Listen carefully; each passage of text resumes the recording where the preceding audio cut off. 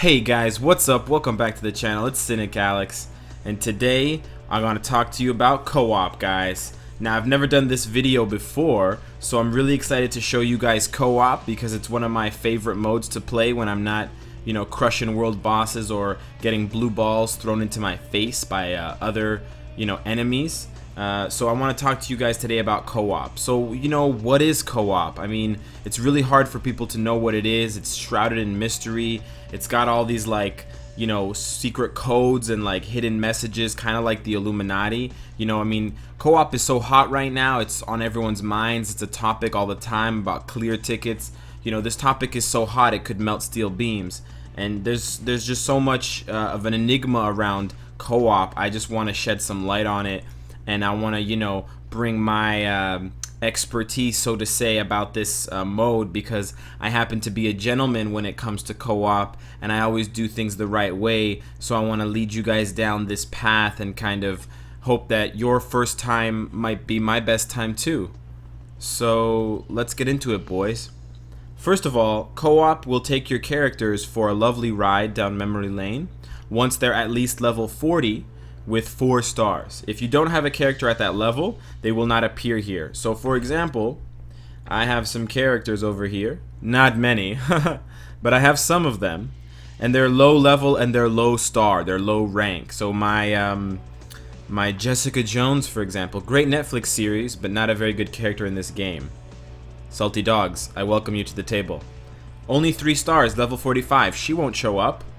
Who's this guy? I don't know. He was in Civil War for about 3 minutes. He sucked. Level 41, 3 stars, also not available. But once you get up to 4 stars, level 50, Miles Morales, Black Cat, Red Hulk, you will appear in co-op. And co-op is this lovely game mode where you can join in jolly cooperation and praise the sun with 2 other jolly Marvel Future Fight bros or brodettes. I think that's what you call female bros. And you will kill a relatively easy boss. Now, what's really great about this mode is that you will get rewards. Of course, rewards are great, but what rewards can you get? You can get bios, you can get gold, you can get dimension debris, hashtag debris boys, of course.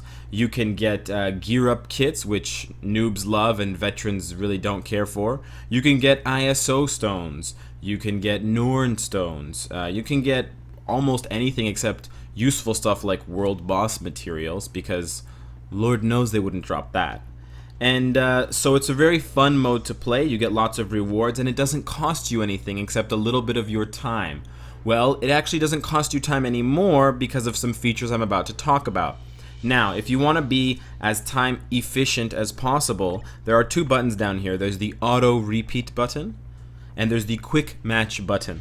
When you put these 2 together, what it does is you select a character and you press start, and it will eat one of your clear tickets, and it warns you about that. But after it's consumed one of your clear tickets and sacrificed it to Valhalla, then it will randomly, selectively join you into a game with 2 other players, and then you will proceed to kill or be killed by the boss. Of course, once you win, you'll see the victory screen, and of course, guys, if you want to leave anytime during the match, you just press that cog up there and you hit exit. If the other players on your team are really stinking up the joint, you can always just auto quit before you die, because unfortunately, if you do die, if all 3 team members are dead at the same time, then the match is over and you don't get any rewards, and then you'll look like an absolute scrub, and that would suck. This is probably going to be the case here. I don't really care if we lose, but it's just very funny that I'm talking about it and then it happens, guys. In this case, I would be better off switching out and exiting this match, because it looks like if we don't die now, we're going to die very, very soon. The lasers are about to kill me and Hulk, and now it's only, Daisy over here from Agents of S.H.I.E.L.D. that's going to have to kill the boss here before we get revived.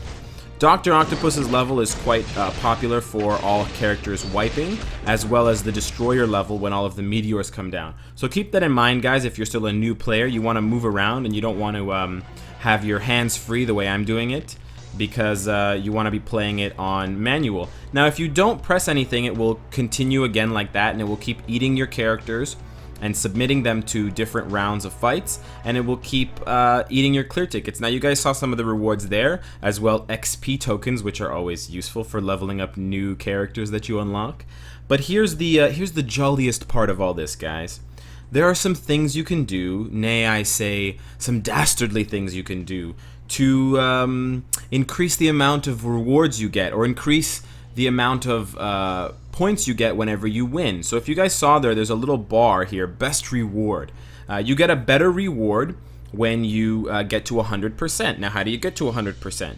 Well, when you are first place and you do the most damage, you get 25% added to your best reward bar. When you're second place, like I was right now with my blade, you only get 12.5%. The half percent doesn't show, but if I did it again, I would go to 25 instead of 24, curiously enough.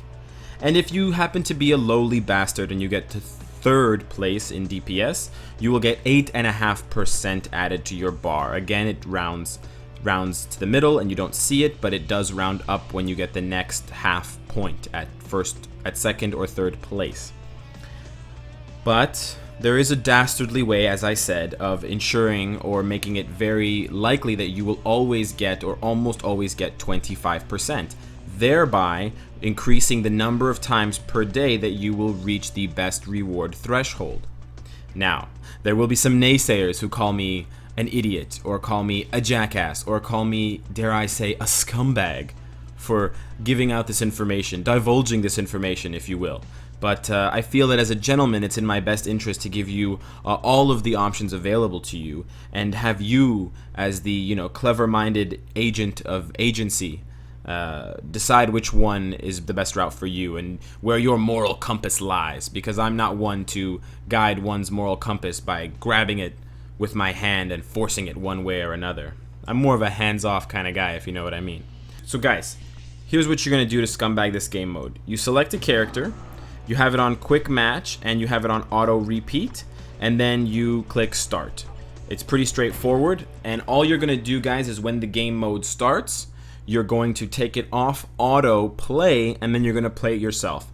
This is the easiest scumbag mode of the ones I'm going to show you. This is also probably the least effective of the scumbag modes, but it is the fastest. So you kind of sacrifice speed for effectiveness. So on this one, I'm getting paired with people randomly at my level. I don't know who the leadership is, but there's only 1 star of leadership among the 3 characters, so it doesn't really matter. And I'm going to play on manual while my friends play presumably on auto. Now the advantage to this is one that you'll notice quite quickly if you just watch the way the AI plays. It plays really badly. Whereas I was always getting first place with, characters like Loki, characters like Iron Fist in co-op when I was playing by myself. The AI doesn't really know how to play them. The AI doesn't use Loki's 6-star skill immediately, for example. The AI also doesn't know that Iron Fist has to be very close to the opponent, the enemy, before you use his 5-star skill. Otherwise, none of the charge up to the dragon actually hits. So I've very frequently gotten second place with Loki and Iron Fist in this game mode when I leave it on auto. So I'm not gonna fucking do that.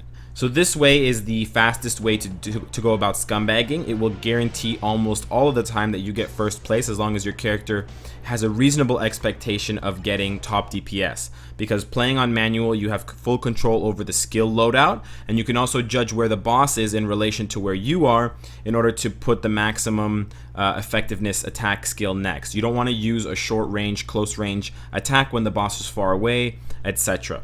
Okay, that's the first way to scumbag, and that's probably the easiest way to scumbag, and that's the way that I would probably recommend to you guys off the bat. Of course, there are other ways to do it. So if you take it off auto repeat and you take it off quick match, oh no, you can still have it on quick match.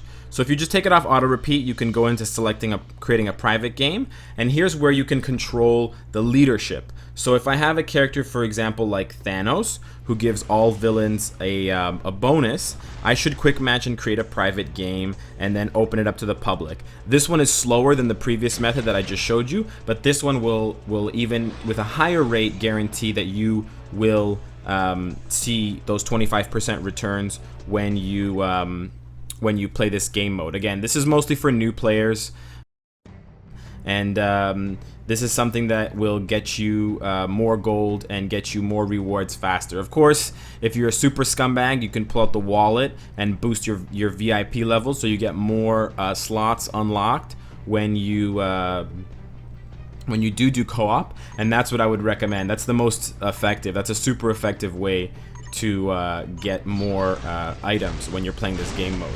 So you guys are going to see here, by no surprise, especially with the characters that I've been paired up with, I'm going to definitely do top DPS.